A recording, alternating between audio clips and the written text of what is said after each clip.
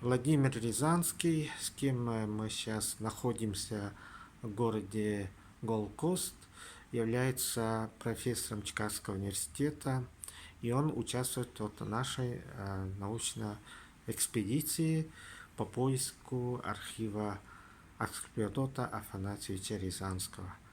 Владимир, вот скажите, пожалуйста, вы как познакомились с Ириной Кельцей, супругой младшего сына Асклепиота Афанасьевича? Сначала я узнал про историю Асклепиота Рязанского в 2004 году, когда мы с земляками-якутянами решили встретить вместе Новый год в Калифорнии на озере Таха. И когда мы там собрались, мой друг Василий Яковлев привез с собой Василия Харысхала. И мы приехали раньше, потом они приехали позже за нами. И он завел меня, говорит, Василий, говорит, Харысхал, вот, говорит, я нашел вам Рязанского, ну так, он шутя так, говорит.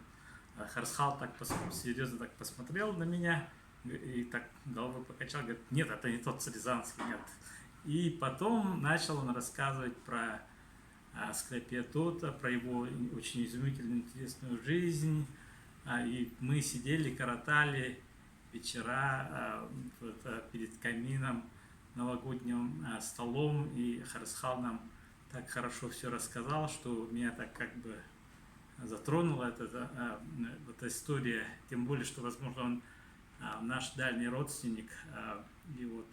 И после этого мы как бы все как бы надолго как бы мы расстались, и ничего не было известно очень долго. Лет 10, наверное, прошло после этой нашей встречи. И меня постоянно не оставляла в покое вот эта история Асклепиота. То есть я все время вспоминал и перебирал. И вдруг внезапно мне подумалось, что, возможно, у него он поменял немножко фамилию, как пишется на латинском. Я начал перебирать по интернету разные варианты написания фамилий. И вдруг я нашел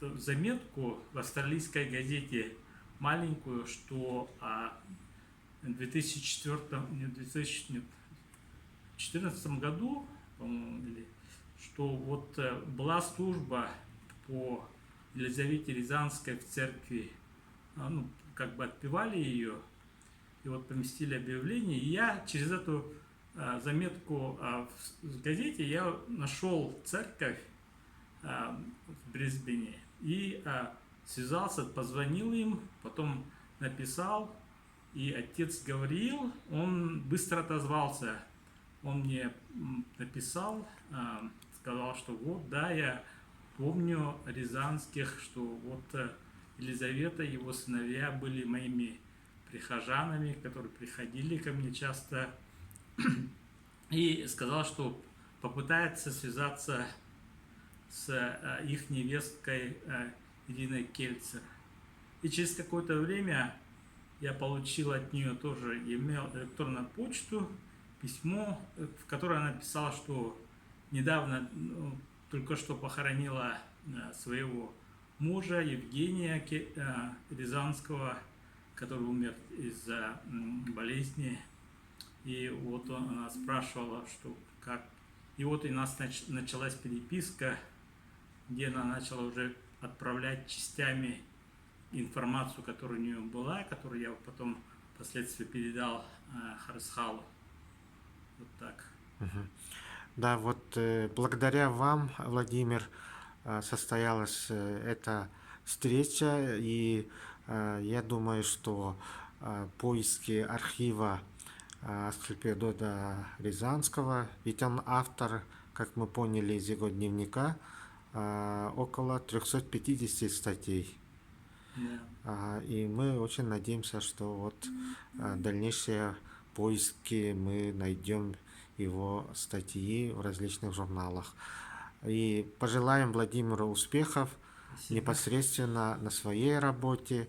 Он является одним из наших тоже якутян, который проявил себя как исследователь в таком уважаемом учебном заведении, как Чикагский университет. И я думаю, что Владимир и дальше поможет в поиске документов, статей Асклепиадота Афанасьевича Рязанского. Да. Спасибо.